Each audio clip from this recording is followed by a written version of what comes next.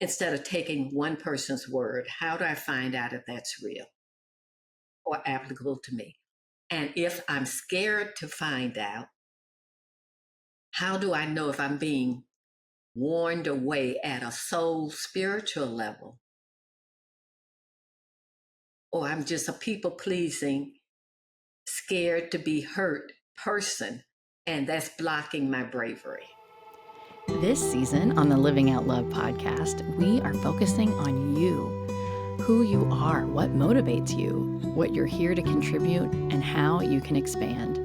We'll be utilizing my leadership skills and spiritual connection, diving deep into the Enneagram and astrology. Listen every week to become intimately aware of yourself. Only then can you heal and grow. Let's get to work, loves. Hello, loves. Welcome to the podcast. I'm just so excited you're here. So I have been wanting to interview this person since before I started my podcast, and we're finally doing it today because we have a book coming out. But before we get to that, I'm so excited. So Dr. Jean Latting is here. She has been my aunt, my mentor, my teacher, my employer. She's been one of my favorite people consistently throughout my living memory because she is wise, she's visionary, and she is full of hope beyond reason sometimes. And I just adore her. So, Dr. Jean Latting, thank you for being on the Living Out Loud podcast. Well, thank you for inviting me, and thank you for all of those spectacular words to describe somebody I would love to meet. Well, that's my experience of you authentically. So, I was thinking about how to introduce you, and the thing is, I don't know that much actually that might be relevant to our conversation today. Oh, that's a thought. I was kind of thinking, I wonder what what Jean would think is important for people to know. So, I don't have good answers to that question, Amy. Okay. Okay, so I'll tell you some things about yourself, and Oh, then good. Yes. you add anything that I've left out. There we go. So I met you 30 plus years ago. You were at the Graduate School of Social Work at University of Houston. Right. My understanding is you did a lot of research there, which is where you came to develop the conscious change skills that we'll talk about today. Obviously, you're an author, you are a coach, and you specialize in organizations that have multicultural employees. It's a multicultural helping people with what is an amazing experience but can be tricky. That's what and you grew up in the segregated South. That's a big part of who you are, and what makes you so amazing, honestly, is your life. So I guess that's part of what I am curious about, is the between segregated South and Graduate School of Social Work. Is there anything about you that we should know? Well, I think what's relevant is that I did not grow up happy. I had to learn happy. And so the segregated South was part of it. An unhappy family was part of it. And I always grew up with it. And I read a lot since I had an unhappy childhood. So I've traveled through my books all over the world. And I rode with the cowboys, and I visited villages, and I went up into Alaska, and I went to the Alps, and I visited unhappy children trying to make their way in a confusing world. That's so beautifully said, Jean. I think you're right that the growing up unhappy is pertinent to what we'll be talking about today. Wow. And I say that because some people look at my life now and say, oh, well, you got it made. Well, no, that's not exactly how it went. Right. Well, so how did you come to social work? All these books help people helping people. And I still remember this little girl. The truck was falling over, a great big truck, onto her sister. She pushed her sister out of the way and let the truck smash her. Mm, So, and then this other one had to go save this dog and go through dangers to save this dog. And so I've always saw myself as someone who was going to help other people live better lives. mm, Now, I just gave you where it was literally life threatening, but I also was in read about situations, just regular life people who helped each other. And so helping people was what I knew I was supposed to do. mm, Then when I was in college, I took a course by Mrs. Altman, sociology. mm, It was Introduction to Sociology and Social Welfare. She said she was a social worker and she worked with prostitutes and drug addicts and felons and oppressed people.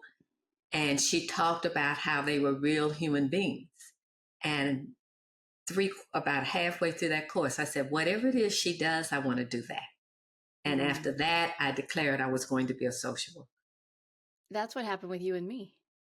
Wow, say more.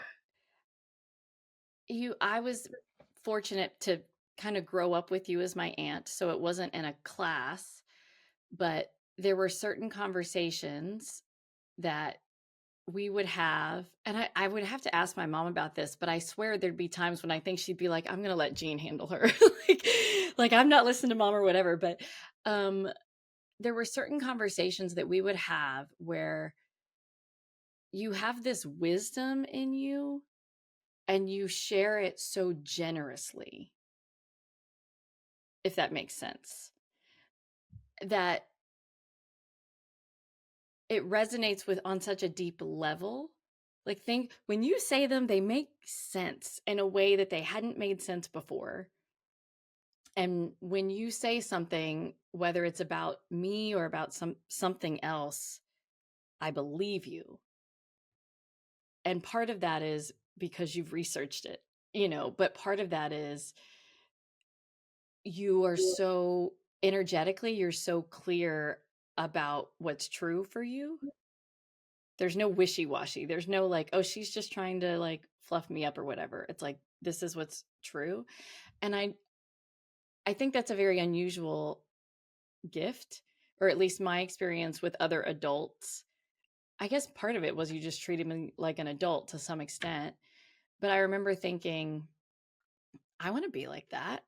Like, I want to be this wise person that in 5 minutes can change somebody's life. And I don't even remember what was wrong, but there's been 2 or 3 times in my life where I've come to you with something that felt big and then left with like, oh, all right, I got this. Like, huge transformation in minutes. Wow, that's impressive. It is impressive. And so I wanted to be like you. Well, thank you. That's quite amazing what you just said. And if I have that gift and can share that gift, I am totally honored to be able to do that. Yeah. I mean, I think when people say all it takes is one good teacher, it's so true. So you had Miss Aldman and sociology, and I had you. Now I'm getting stage fright Oh, I'm because so sorry. people, No pressure. people are I going to know listen people and are going say, to be. I want the pearls of wisdom to come out. Yeah, I'm so sorry. Mostly we're going to talk about you, so there won't be any wisdom questions. Okay. I promise. So we are going to talk about the book. It's my first time being listed as an author, so that's exciting. But I want to talk about social work, where we left off with that. So you got into social work because of this teacher. You wanted to help people. How did that lead you to researching the skills that you researched? Okay, so I started out during the height of the beginning of the welfare rights movement as a welfare rights worker. I came in New York City. Unions were very active, and the unions had won a big settlement, and they had to hire a whole bunch of people. Mm. I've just lucked out. All you needed was a bachelor's. I had a bachelor's, and voila, I was a social worker. Wow. The way poor people were treated was abominable to me. The Mm. way I was expected to treat struggling mothers with children was abominable. I was supposed to make sure they were getting no external sources of income. Oh. But the amount of money that they got, I thought the only way these women are going to make it is if they have boyfriends and side jobs or what have you. They cannot live on this income, but it was my job to enforce it. Ugh. And of course, I didn't. And what I did instead was I joined the welfare rights movement. So by day, I'm a welfare rights worker, and by night, I'm going to the welfare rights Mm. meetings. And so then I got hired as a community organizer to do welfare rights organizing, which was wonderful. So I'm rah rah, anti the man, anti oppression, anti bureaucracy, power to the people. This is the war, march against the war. This is post civil rights. There was some vestiges of segregation, march against that. So I'm an activist, a street knocking, door knocking activist. Yeah. And then I got my doctorate. Ah. And when I got my doctorate and started learning and looking at it, I suddenly saw that the people on the inside were as oppressed as the people on the outside. Oppressed people were oppressing people. Mm. And so the origins were not these mean bureaucrats. The origins were this the way the system was constructed that would oppress the people who were charged to maintain it, who would then oppress the people that they were charged, in whose care they were charged. So I saw that we were in a system that literally made us mean to each other. Mm. I also saw that cursing out police officers, which I did, and laying out bureaucrats, which I did, were not effective strategies for change. They were worth a try. If you want somebody to change, tell them how sorry they are and how they need to shape up and do what you say. It's not an effective strategy. Mm. So what was? And that led me into researching change, how to effect change. And the skills emerged from that. Mm. So I want to go back a bit just to make sure people listening understand. You said people on the inside are also oppressed, and it's the system that's oppressing the inside and the outside. Can you give us an example of that? Sure. In Houston, we just had the director, or whatever they call the director of this horrible windstorm. We've had hurricanes. People complain all the time. What's wrong with these workers? They are not getting the power up on time. They need to care about us. Why power is not turned up? Why aren't they doing a better job? Mm-hmm. They complain about the people complain, and they blame the government workers or the utility workers or whoever are charged with fixing things. Those people are not being paid to take abuse from the people they're trying to help. They want to go home to their families and have a nice life like everybody else. Mm-hmm. And and yet they are the ones to suffer if Citizen Jane calls to complain. Then they get laid out by their boss, who gets laid out by their boss, who gets laid out by his boss, Mm. who says, "Why aren't y'all doing better?" So it's a whole system and cycle of people laying each other out for not doing a better job. Mm. And the system is not constructed for them to do a better job, because if it were, they would do a better job. Nobody goes to work and say, "I'm going to screw this whole neighborhood" and not get their power up. They Yeah. don't go to work saying, "I think I'm going to make a whole neighborhood miserable today." Right. And yet they're treated as though that's their intent. Mm. Okay. So, so this led you to wanting to study change. Yes. And is that what you did for your doctorate? My doctorate, yes. I specialized, I heard the phrase organization development for the first time, Mm. and I went straight to it like a moth to a light. I went straight to it. Same thing as what happened with social work with Mrs. Allman, uh, OD. And so I created my own specialization.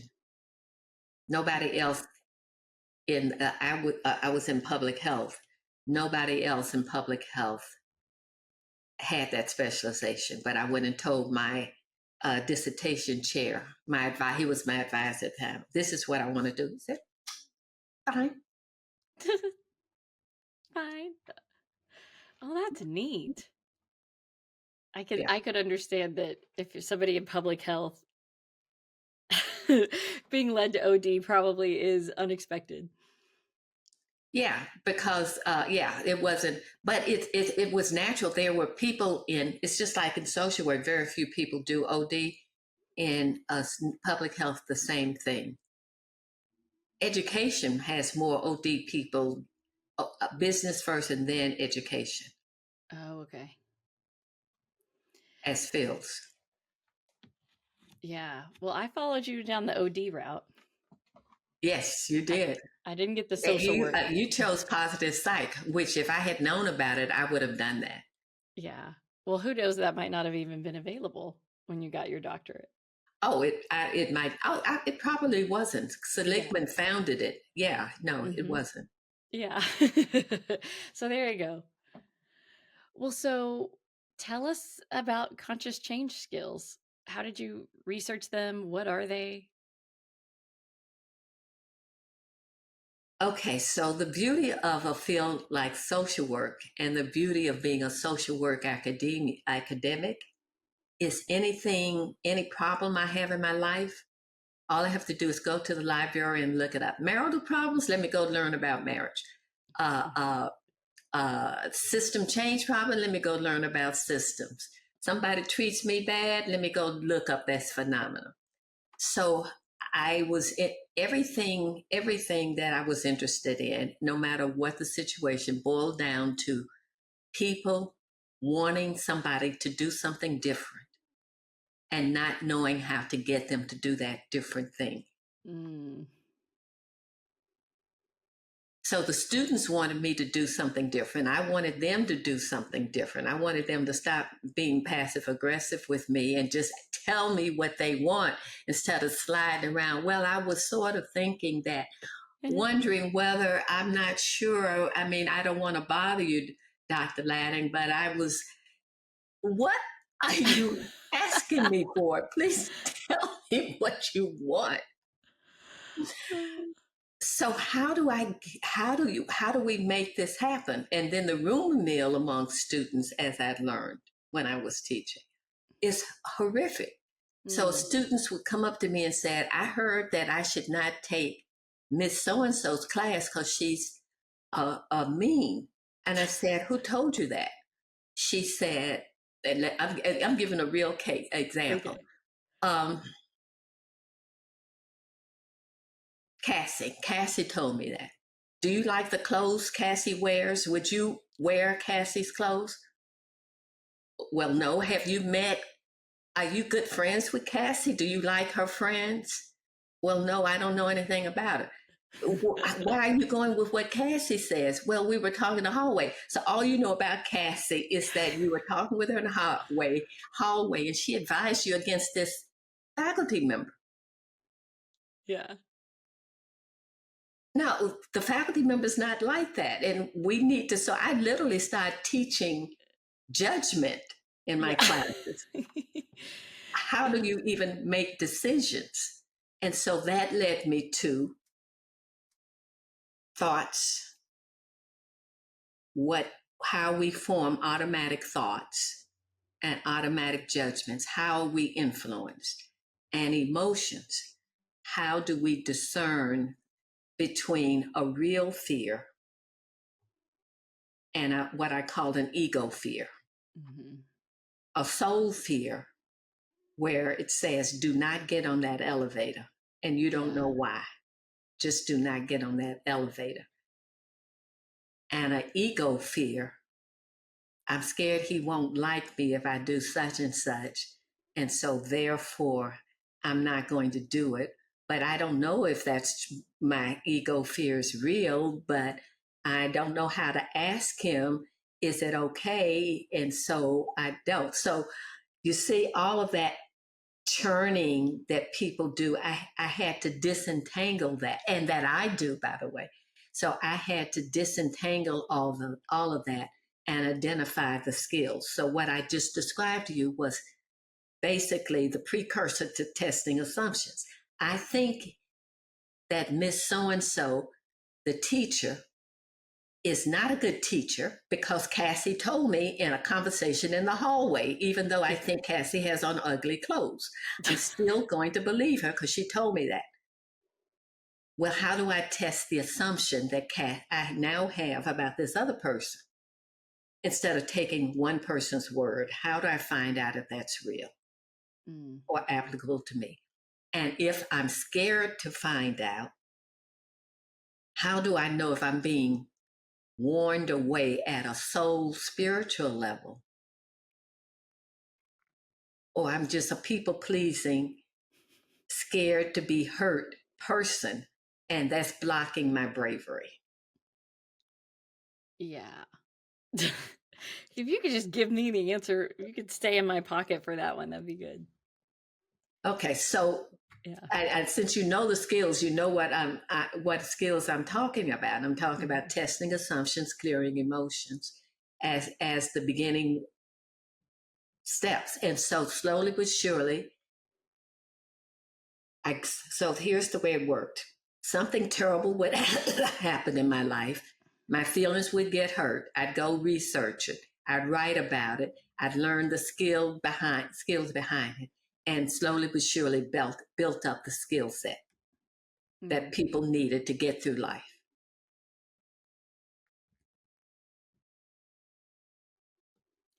So, And I was a social work academic, so I could do that and get paid. yeah.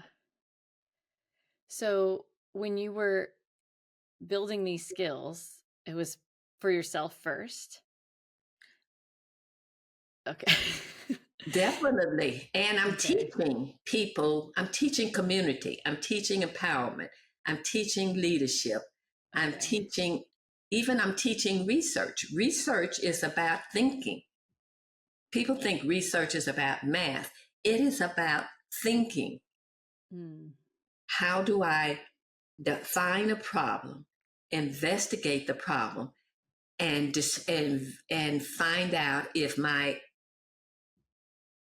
identified solution, the solution I think works? How do I find out if it's right or wrong? Basically, how do I test the assumption? So I'm teaching that. So then how did it come to be like a set of skills? By the time I found you, I think you already had like, these are the conscious change skills.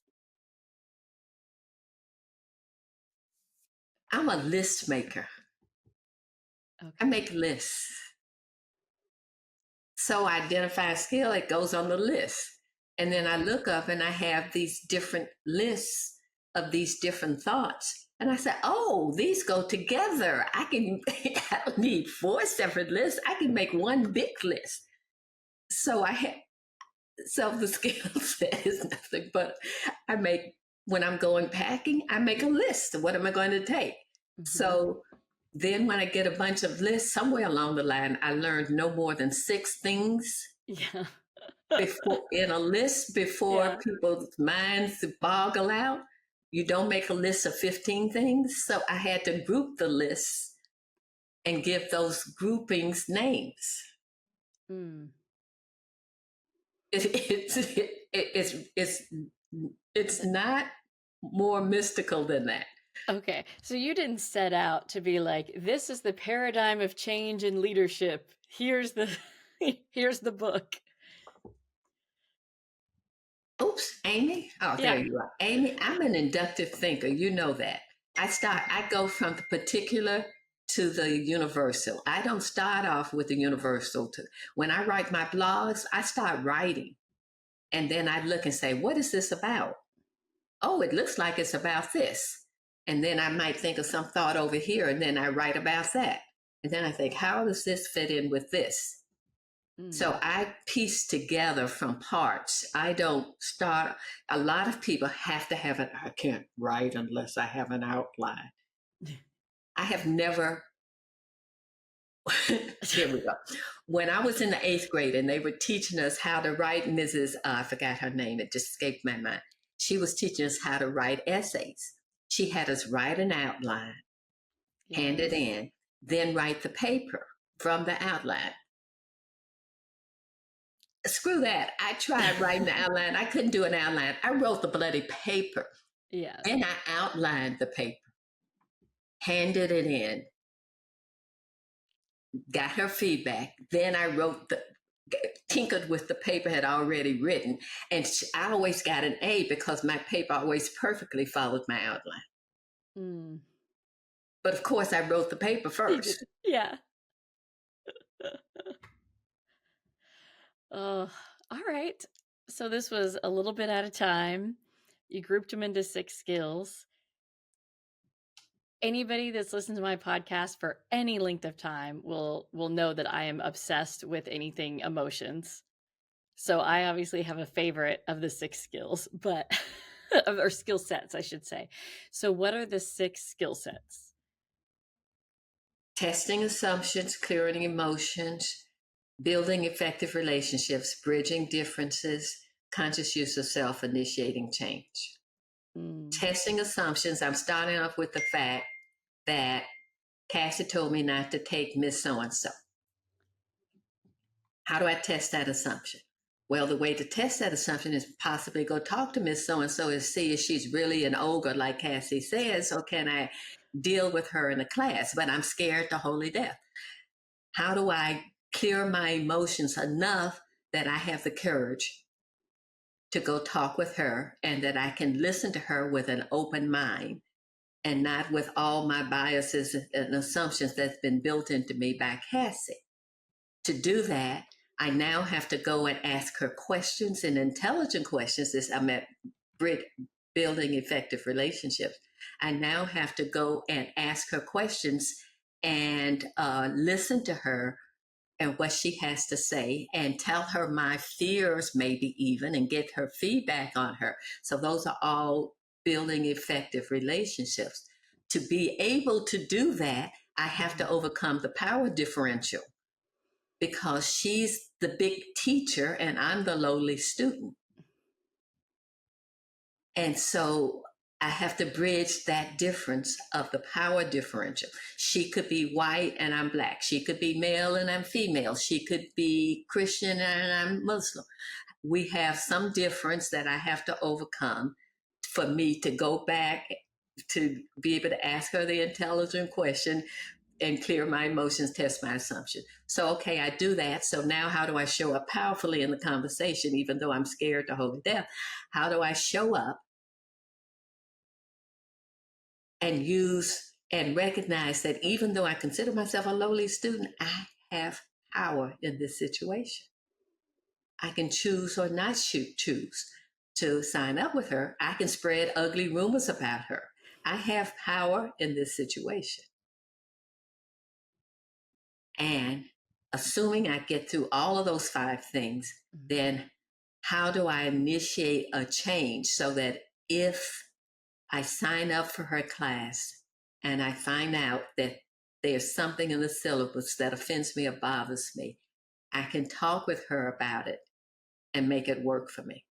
Or if she's requiring, oh, like I just said, my dissertation chair let me a major in organization development, OD instead of the standard things, and he did other stuff for me too. All of those required initiating change. I had to go to say, your standard curriculum does not work for me. Can we make this exception? Can we do it this way? So how do I do that and make that change? Initiate the change so that it works for me.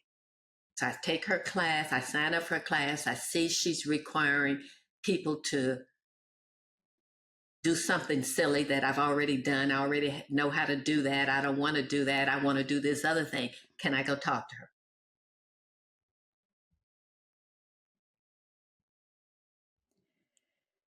I think as you're saying it, it sounds so like step by step by step. Well, I do this, then I do that, and then let me figure out how to go talk to her.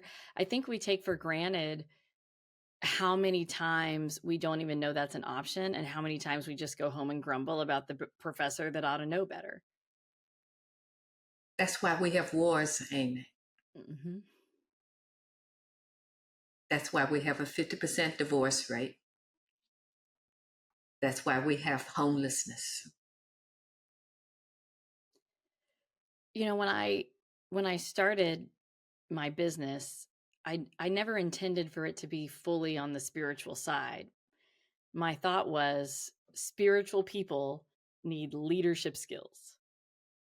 And if those of us that are so deeply connected to what I would call the spiritual moral compass, if we were more capable, the world would be different. But many of us woo types, I'll say, you know, we're interested in our own feeling good. Did we heal our trauma? Did we connect with our spirit guides? Like, we're interested in our own. I think a lot of spiritual people haven't progressed to the point of understanding that we could be capable agents of change. We progress to the point where we can call out others. We could say, oh, that political party's stupid, or that's corrupt. But that's as far as we get. And so in terms of my business, I haven't figured out how to do that yet, but that's why I'm so excited that you're here. Yeah, and what you're saying it really breaks my heart. People cannot see systems. They see one step in front of them. They can see a whole bunch behind them. They can trace it back, but they can only see 1 or 2 steps in front of them.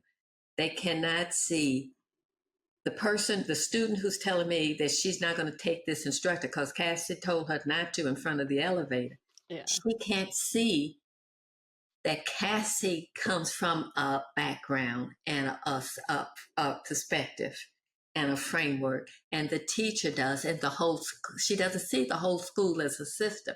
All she sees is Cassie and teacher. She doesn't see the rules and regulations. She doesn't see the culture that makes Cassie go around bad mouthing this teacher and never talking to the teacher about the problems she had with her. That's a crazy idea, Jean, that you would just go talk to somebody individually. It's so much easier to talk behind their back. We never do that. And then we wonder why the world is in such a sorry shape. Yeah. And why people don't do better. Oh, she should know better. Well, how is she supposed to know better? Well, how did you learn to see systems? Were I you grew up born in the with IQ? segregated South. Oh, well, yeah, okay. And I grew up with teachers. We had the white hand-me-down books that would have racist stuff in it. So our teachers would whatever that word is, they would say, okay, this passage says this. This was written by a white person. I could get fired for saying this. And our teachers would tell us that. They could be fired for what they were telling us. But don't pay any attention to this because this was written by an ignorant person. And we were taught not that they were racist, but an uninformed person wrote this passage. So don't pay any attention to this. So we grew up knowing that what's in the textbook could have some uninformed elements to it. And that our teachers could be fired for telling us. So right now I'm looking at a system.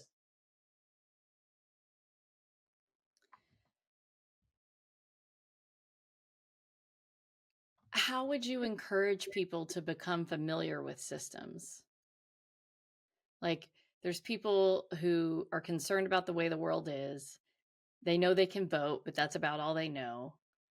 They're getting educated probably through social media. Like, how would you encourage people to develop that perspective? What hurts in your life? We begin with the pain. What hurts in your life? You're unhappy with your marriage. You want your husband to do this more, to do the dishes. Okay, so let's look at gender roles. How did he learn that it's not manly to help with the dishes? Let's start off with what hurts in your life. What are the forces on the person that you're mad at? What are the forces that's keeping him from moving? If he loves you, he wants you to be happy, but something is keeping him stuck. What are the forces keeping him stuck? And so we work from there. People complain about government. The government is not doing this and the government is not doing that. Okay, so let's look at the government workers that are not doing this and that. How much they get paid? What's their workload size? Let's look at the things that are impinging on them so that they're not doing the thing you think they should be doing. Mm-hmm. I think sometimes changing systems feels impossible. It is impossible if you decide, oh, I think I'm going to change city government. Right. Okay. My watchword is I do my part. If I'm doing my part, that's all I can do. If I'm doing what I can, that's all I can do. And if enough of us are doing our parts, we have a chance.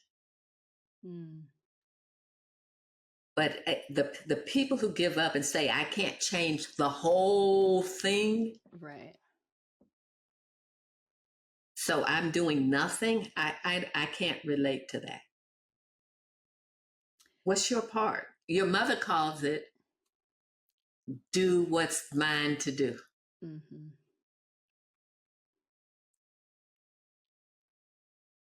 I relate to the person that gives up. I don't ever feel as if I've given up, but I do feel as if I've tapped out from time to time. Yeah, so that's a resource issue. Often for me, it's a lack of clarity issue. Lack of clarity? Yeah. Okay. Which is a resource issue, but it's like I'll spin out. I'll feel like I don't have clarity on what I could do that would have any sort of impact whatsoever. And so then I'll just do nothing.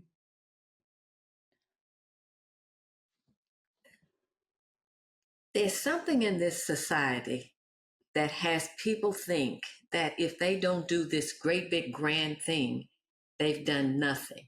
Yeah. And then they'll look around and they'll see all of these things that could be done and they say, well, I don't know what to choose. And instead of heading out, I call it heading out. My sister and I, we call it head out. We just head out. It's like writing a paper. I don't have the grand outline. Yeah. I just head out and start writing. So I don't, if I'm torn between these four things, I just head out and I see where I land, and then I see what good is happening. Yeah. I don't need the grand design. Got it. That makes sense.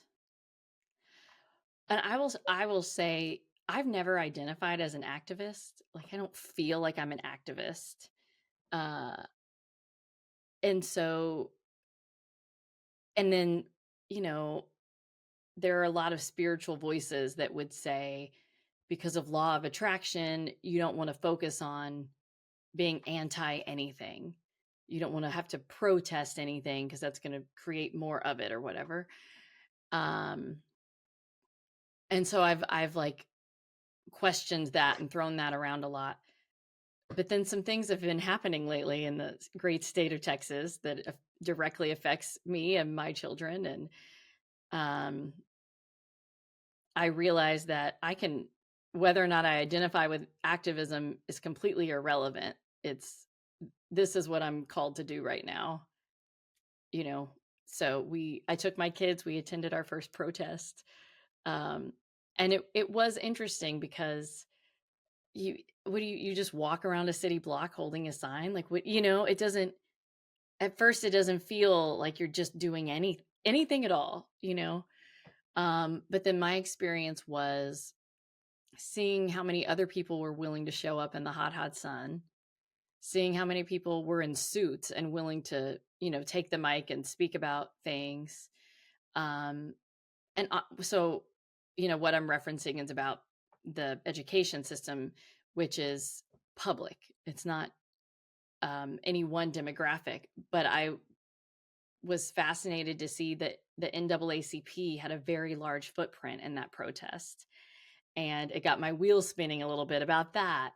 And I don't know, but it was 2 hours, but by the end, I felt entirely different about it. Different in what way? I could see like the idea that there's power in numbers doesn't just apply to voting. I felt less hopeless in the sense that if this doesn't go my way, at least I can say I've done something. That's and the you're payoff, right. Amy. Yeah. The payoff is not changing the system or having the state of Texas change. The payoff is I've done my part. Mm-hmm. I'm not leaving it to somebody else to decide my fate. I've done my part and combined with others. So here's a question for you. Okay. When you were out there with your kids, were you there in support of something? Or were you there? This is a forced choice. This is an A or B, not both. Were you there in support of something, or was it more against something? It was both. It felt like I'm there in support of change, but inherent in that is I'm against what's happening right now. Right. Okay. So let's put this on a personal thing. Okay. If I say as a spiritual being, I want to do, I don't know, I want to meditate more. Mm-hmm. Am I saying I'm a bad person for not?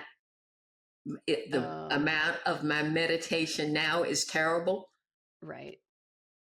Okay. No, so then I was anti. I'm anti what's happening right now. Okay.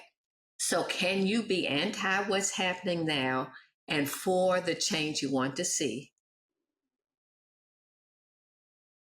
And bless the people who are doing the wrong things. On a very good day. Huh? It would have to be an extremely good day. That's the goal.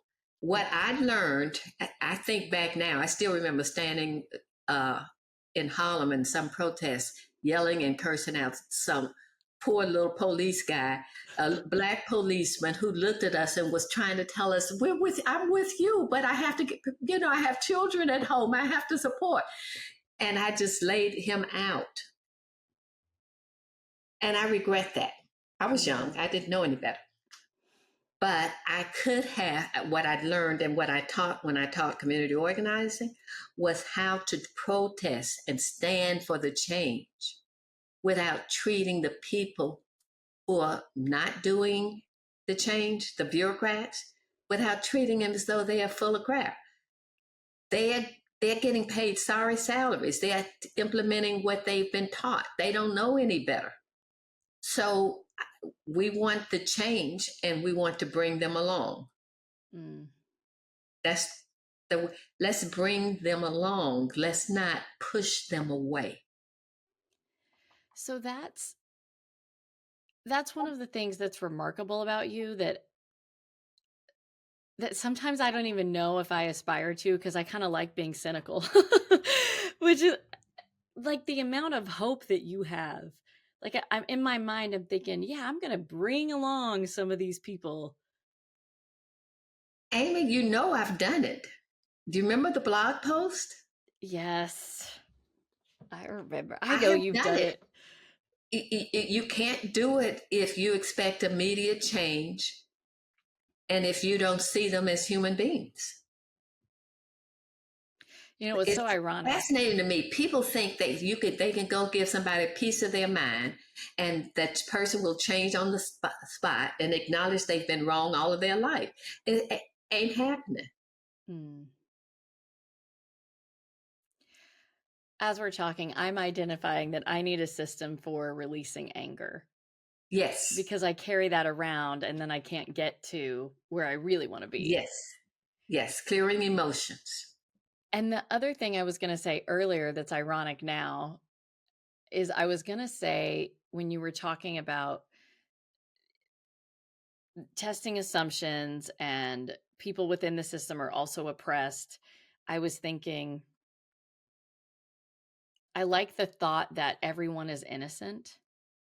And so this person that I have judgment against, if they're innocent, how else would I see this situation? Okay. They are innocent in their soul. But I know people are passive aggressive. I know people get back at people out of mean-spiritedness. Mm-hmm. So there are mean-spirited people, but they're doing that as a defense. Right. They're not doing that. They're doing that because they don't know another way to get what they want. And that's what I mean by innocence. Yes. Inherent in that is also ignorant, but not in like a judgmental way, just in a... Yeah, they don't know. Yeah. I mean, I feel like that's what happened in Texas with the anti-abortion bills. Like, how many mothers have died because of that bill in Texas, which was not the intention. I'm sure it was not the intention, but because it was written by people who don't know and then didn't bother to check, I guess. I don't know. Well, see, but here's what happens. When people make a wrong move, they then justify it. So they didn't know.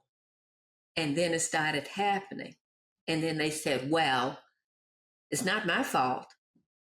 This is just consequences. This is just collateral damage. So then they justified it.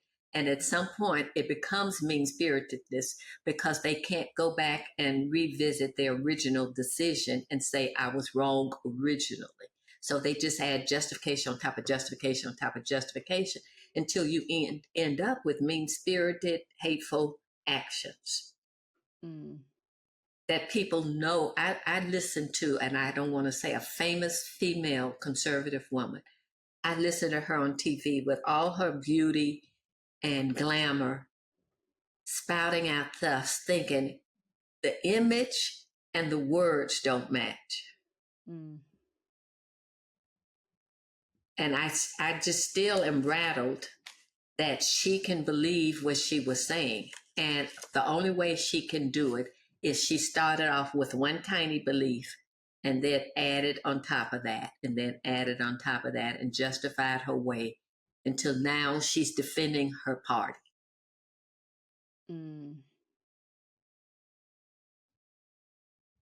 Saying hateful things in defense of her party. And I just believe that she's a kind-hearted person at heart. I really do think she's she's got two little children.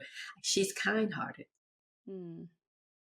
But she's endorsing hateful things to keep her paycheck, a very lucrative paycheck, I should add, Well. and her position.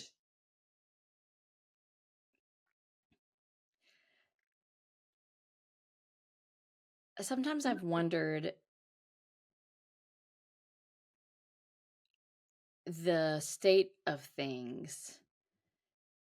Is it that people just have no spiritual connection? Is it just that people, that our brains can't literally understand, that past 150 people, those people are still people? Like, we dehumanize people past a certain number.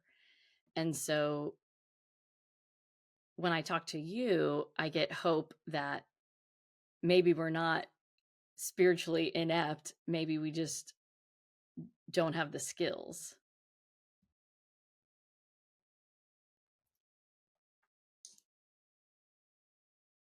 So you're saying, is it skills first and then spirituality, or spirituality and then skills?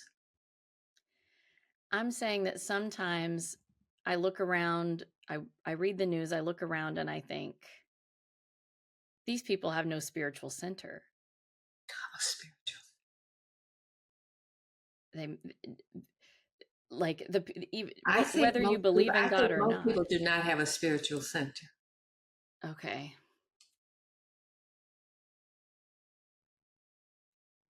But to get a spiritual center, they have to have enough sense of self and self-efficacy Mm. that they can build it. The people making the news now who are doing hateful things, I really believe they don't believe in themselves. And we keep hearing this, that they grew up being tormented by their father. They were told they were never good enough. And so they're spending their lives proving they're good enough by making other people miserable and wrong. Mm.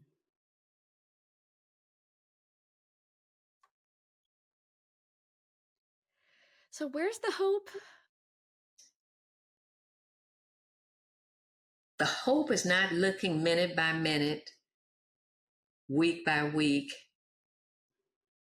month by month. I have the advantage of having decades. Yeah. And I grew up with the stories of my ancestors. Parents go back to my great grandparents and what they had to go through to live. And so the hope is that over decades, millennial, humans will progress. So my little tiny part is I'm the little worker ant in this huge hive, doing my part, putting in my little thing in the hive. And if somebody comes and steps on me, a human being comes and steps on me, my little thing might crash, but the hive will flourish. And I've contributed, even if I get stepped on, because I've done my little part. And it helped. My little part that I did enabled this ant to do their little part, which enabled their ant to do that little part. And so together, it's making a coherent hive. But I do not have the capacity to build the whole hive.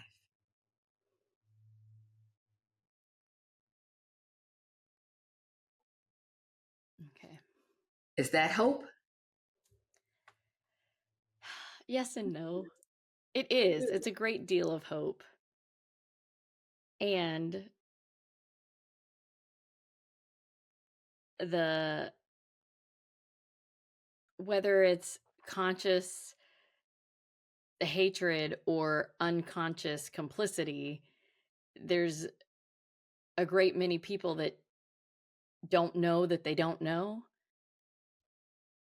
And I guess that's part of what's mine to do, is to try to introduce people to and the things you people. can do to wake up and to be different.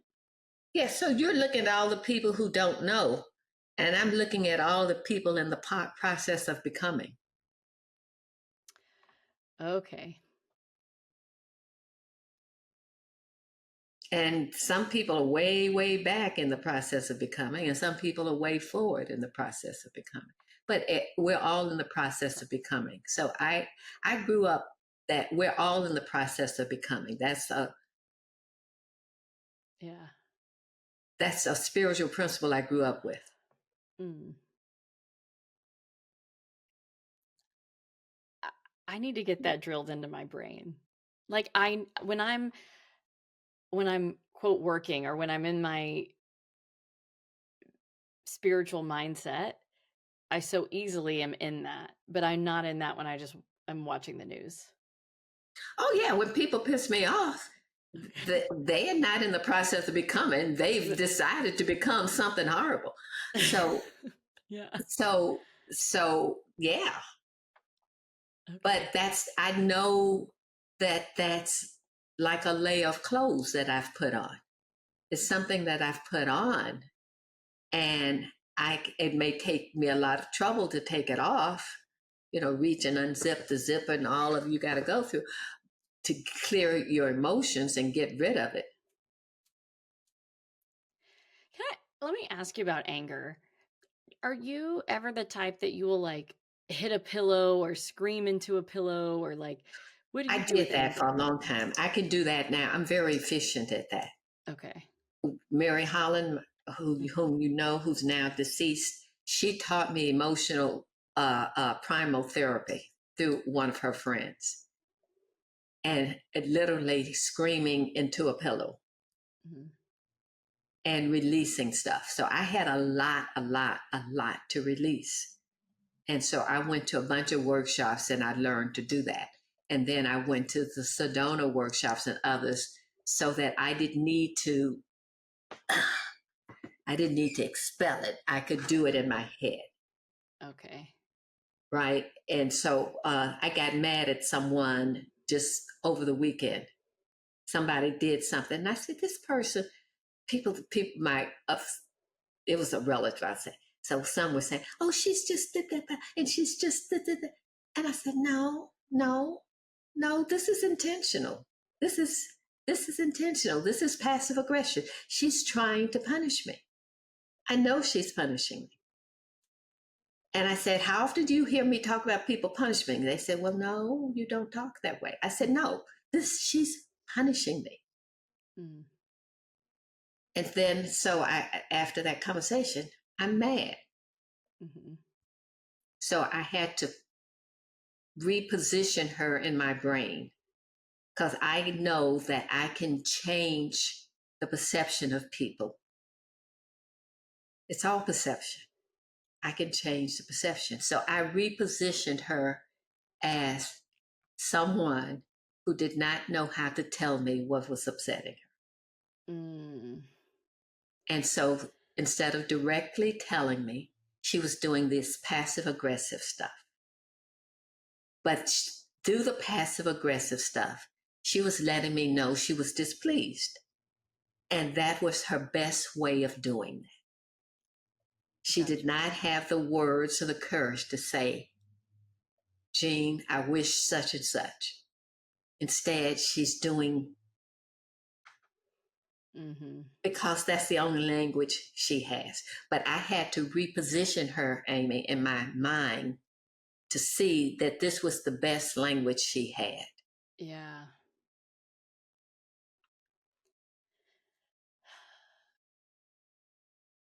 I keep coming back to anger because I'm shocked at how often I suppress it and don't know it.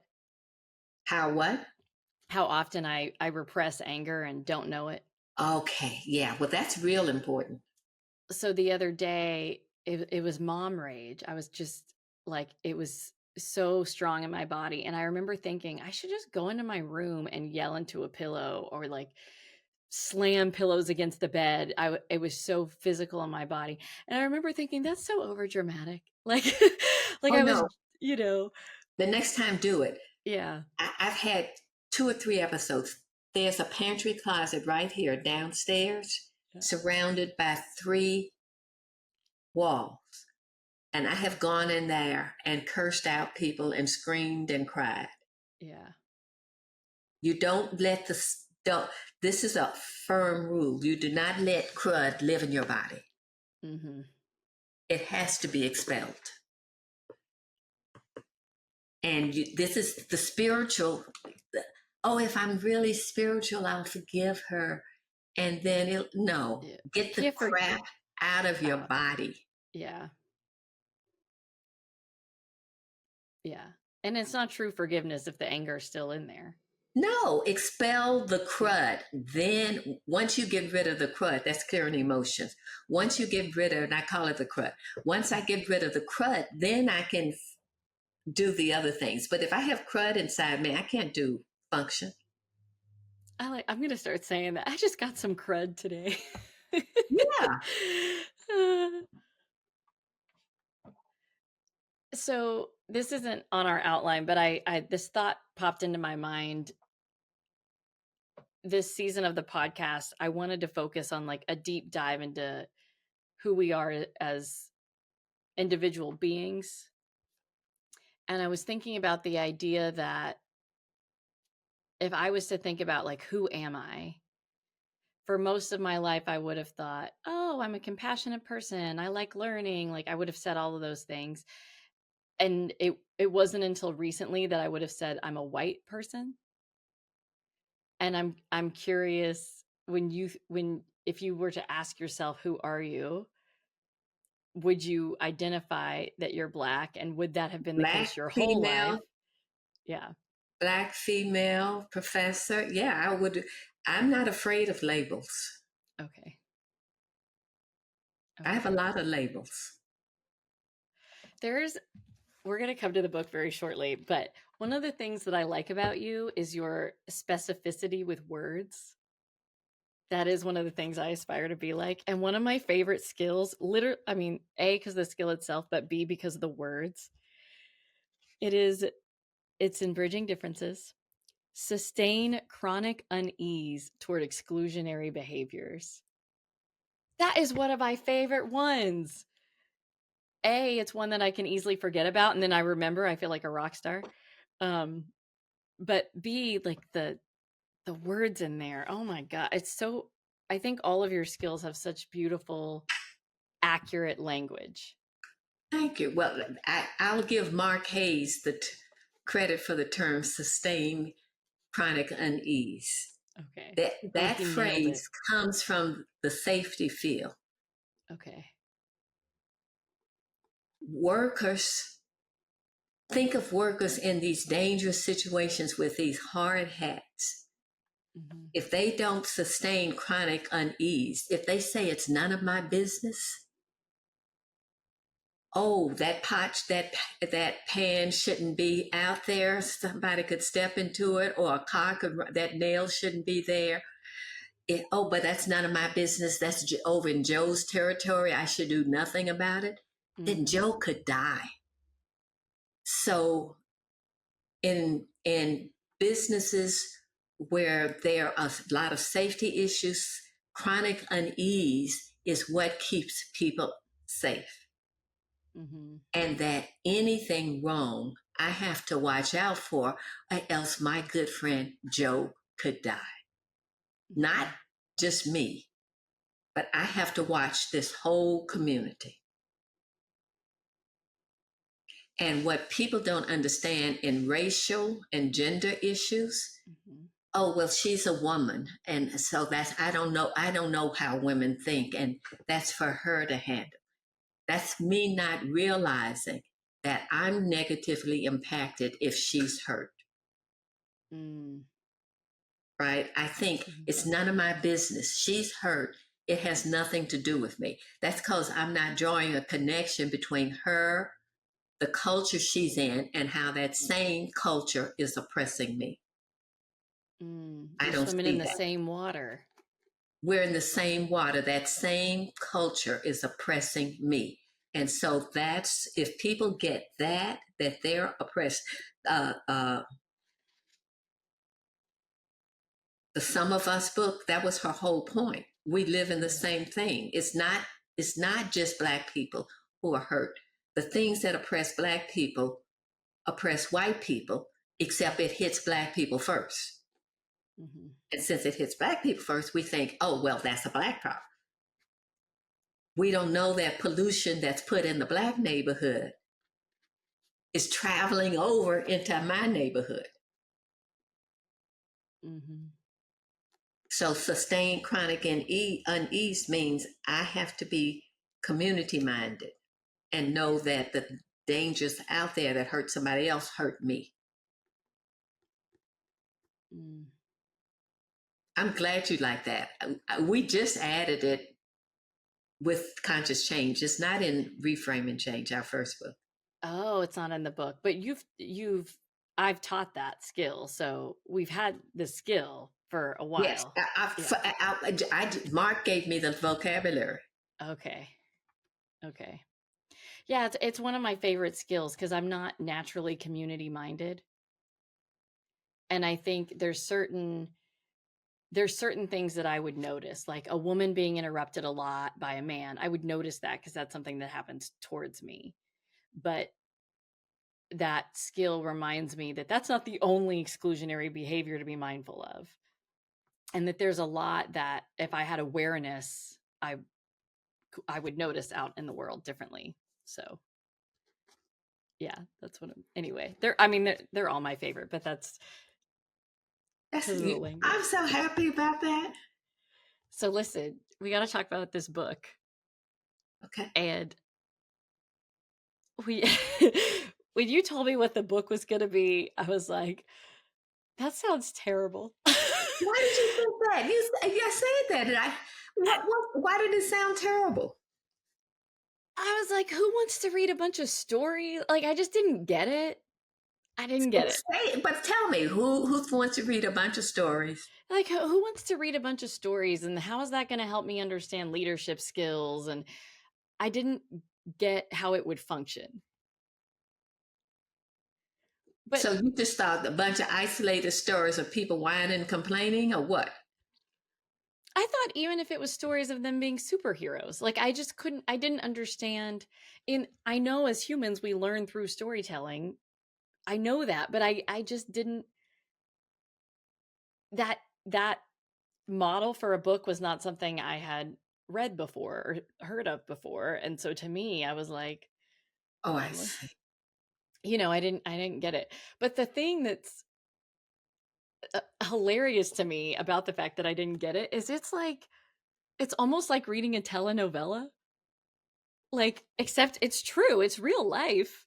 But when you actually write these things down, you're like, oh, what are they gonna do now? Like, it's juicy, but it's also true. It's the just we are in messy human territory. And because it's messy, it's a little bit of like the edge of your seat type of a book. There's in at least once a chapter, I'm like, oh, here we go. What's going to happen? You know, and that like I got to stop breathing until I know if it's going to be okay. Um, so yeah, I'm happy to say I was very wrong about my initial judgment of like the book working because it's in addition to it being very helpful, it's wildly entertaining. I think. I'm so happy. Yes, yes, it turned out that way. Yes. Yeah. Yeah. And it really is inspiring to watch normal humans do normal human things, some of which are amazing and some of which are like, oh gosh, didn't you know better than that? And no, they didn't. And then to watch them reflect on that and then to have our leadership comments on that. It's a very juicy, transparent, true book. Like I feel like it's, instead of teaching a skill, you're living a skill. You're just living it through somebody else's story, if that makes sense. I grew up on stories. Yeah. I'm That's all right. I didn't realize I'm on my husband's computer and I didn't realize his notifications were on. So we're both beeping. So yeah, so this is the book, Conscious Change: How to Navigate Differences and Foster Inclusion in Everyday Relationships.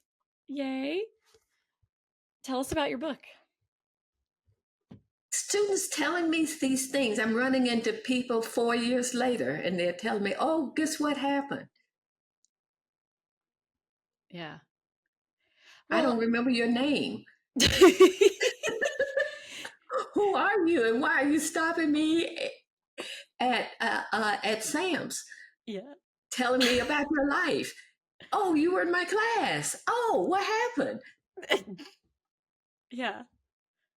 Well, it's a double whammy, because on the one hand, you get to be proud of yourself that you tried something new, you know, and you didn't waste your money in college, and then on the other hand, it works. It works. It It's that works, yes. So eureka. I'm thrilled. And then they tell me the story. And then I slowly, as I'm talking to them, I remember and I can see them in the classroom. I can even remember where they sat Yeah. in the class, right? So, but it takes a minute. But after hearing stories, people emailing me or running into me or calling me or whatever, I said, this is a book. But I grew up on stories. Yeah. I I have read lots of stories that are fiction, and I've read biographies and autobiographies, but Oh, I see. I didn't get the story as a way of teaching skills. Yes. Yeah. Okay. I can see that. Yeah. So, what else what would you like to share about the book? Cuz I've given my perspective on it. That it was a lot of fun putting together. People who put their stories out there, there's not one story that is not an act of courage for them to even tell it. And people are what they should know is the chapter authors care enough about contributing to the reader that they're willing to share their story and be vulnerable in that way. So they should know that everybody's scared and everybody's has to be brave and everybody has to stumble until they cross another bridge. Mm-hmm. You know, when we are wrapped up in our own problems, we think nobody knows the trouble I've seen. Nobody suffered like me. My suffering is unique. I'm the only one, and that's not Mm-hmm. so.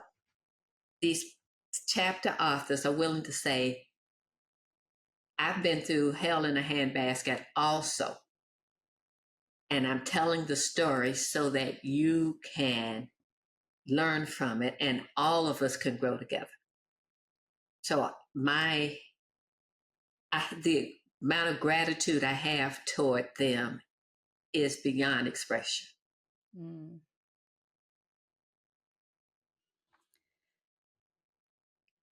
I think one of the things that I've always been proud of with your work at your leadership company, Leading Consciously organization, I'll call it, you don't necessarily promise answers. Even leadership people that say it's going to be hard work, it's like, but they have the answer. You know what I mean? Whereas your work is much more grounded in and these are not words you use, these are words I use, but you're much more grounded than like, yeah, it's messy. It's messy, it's hard, and it's scary. Yeah, and we'll try this thing and then we'll see what happens and then we'll try it again or we'll try something else. And it's not like this is the path you take. It's we're going to do the best we can, and here's the skills that we're going to use. And to me, in some ways, it's hard to find an audience for that, because audiences like straightforward, easy answers, and we don't like complexity. But in other ways, it's easy to find an audience for that, because it's real juicy when you read about it. I'm glad you used the word juicy, Amy. I am so delighted that you think the book is juicy. Don't you? Does that resonate with you? Well, when you've read the same story about 6 times, the juiciness goes away. So, but I can easily see that. Yeah. Yeah. And no, it's don't forget, at first reading. some of the stories I heard before I read them. So, yeah. Well, so when I first heard them, they were juicy. There you go. Yeah. So it's juicy, folks. That's what I got to say. How many other leadership books out there are juicy? Not that many. So, Jean, Dr. Latting, before we sign off, if you had like one thing you would want my listeners to take away from our conversation, or if you have a request, like, what do you want to leave us with? You are not unique in your fears, insecurities, wishing you knew what lie ahead, wishing you knew what to do. And I can tell you that doesn't stop. There's not going to be this glorious time of life where you will have it all figured out. And so the only thing to do is what Amy just said: try this, and see how it works. And then try this and slowly improve over time. Just slowly get better.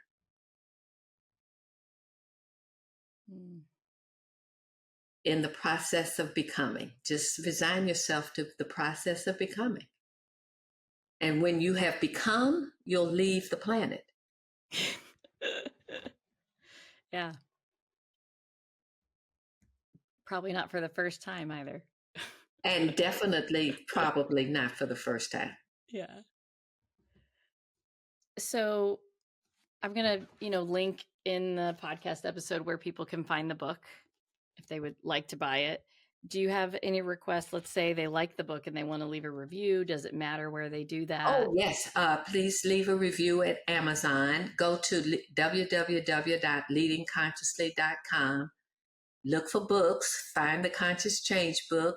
Join the launch team to help get the book off to a good start. How well the book does depends on how many people leave reviews and how many people support it. Mm-hmm. And this is a work that we want out in the world, because there are a lot of lonely, miserable people who do not know what to do. And the book does provide you a guidance on how to handle juicy, threatening situations. Yeah. It's like when you're in it, it's no fun. But if you were watching a movie, it would be fantastic. Yes. I wonder what's going to happen next. No fun. But where I am now, Amy, that I wasn't before, is when I'm in it, I know I have the capacity to get out of it. So this is a question of how long do I choose to be miserable? Mm-hmm. And sometimes I'm so mad and so upset that I am just mad. Yeah. And then at some point, I'm tired of this. I want to go back to being me. Mm. So thank you so much for this podcast. Yes. So you haven't said I haven't said anything about you. Amy has talked about what she's meant to me. I want to say what she's meant to me, what I've meant to her. I want to say what she's meant to me. I have known Amy since she was in elementary school. I think 6. 6, yeah. I remember her mother bringing her when school was out days, and her mother had to show up to work. So Amy would come in with her brother. She was always very well poised, and there was something about her that always shone a light. I never, and because I grew up in the segregated South, I remember one time looking at Amy thinking, am I thinking, seeing her this way because I grew up on books with a lot of white blind children as the hero, as the Yeah. stars of the thing, or is this really Amy I'm looking at? I remember looking at her thinking, what is this? Is this her? Is this my memory from my childhood books? Yeah. And then I said, no, this is her. Mm. What I appreciate about you, Amy, is your bravery. I've told you this before. Mm-hmm. You have been gifted with an incredible family, Mm-hmm. and you've been gifted with incredible talents. Mm-hmm. And in the midst of all of that, you suffer the same anguish and uncertainties and insecurities that the rest of us go through. Yeah. But you have a vocabulary Mm-hmm. for that. And you are now using that in service of others. So what I just said about the book authors, they're willing to expose themselves for others. You are doing the same. And you're doing it, I want to say, almost alone. You're doing this on your own initiative, on your own drive, on your own vision of the way a world can be, and specifically the way spiritual people can be. Mm-hmm. And that's incredible. Thank you. And you're doing it all while saying, oh, but I'm insecure. Oh, but I have all this anger stored in me. Oh, but I have these issues. Oh, but I have these neurodiverse issues. All while you're doing these disclaimers, you're marching steadily forward to use these things in service of others, to use your alleged deficiencies in service of others. I think that's so honorable, considering how many people walk around with masks on their faces, scared to let anybody know that they have a hung toenail, scared to admit anything. You're putting it all out there in service of others. I think that's great. Thank you. Thank you. And thank you for letting me be an author. It's my first time being a published author, so that's exciting. Well, thank you for your contributions. My name is on the same book cover as yours and as Brene Brown's and Myrtle P. Bell, and I know people aren't going to know who that is, but they'll learn. Like, how many people get to say that? Really, nobody. Me and Stephanie Foy and Jean Ramsey. We're the only ones that have our names on the same book as you and Brene Brown and Myrtle P. Bell. Thank you. Yeah, that's an honor. So yeah, everybody go buy the book and join us. We're having a launch party at Unity Sunday, July 14th. I think it's 10 to 2 or something. We'll be in the bookstore. So for those of you that are in Houston, come see us. Celebrate leadership skills in a place of spirit. I love it. All right. Thank you, Jean. Thank you. All right. Bye, loves. Thank you for listening to the Living Out Love podcast. If this episode was helpful for you, there are 3 ways that you can share the love. You can send this episode to family, friend, neighbor, leave me a rating and review on your favorite podcast platform, or comment and ask questions on YouTube. This season is meant to be interactive. Thanks again for your presence. I appreciate you being here. Talk to you next week, loves.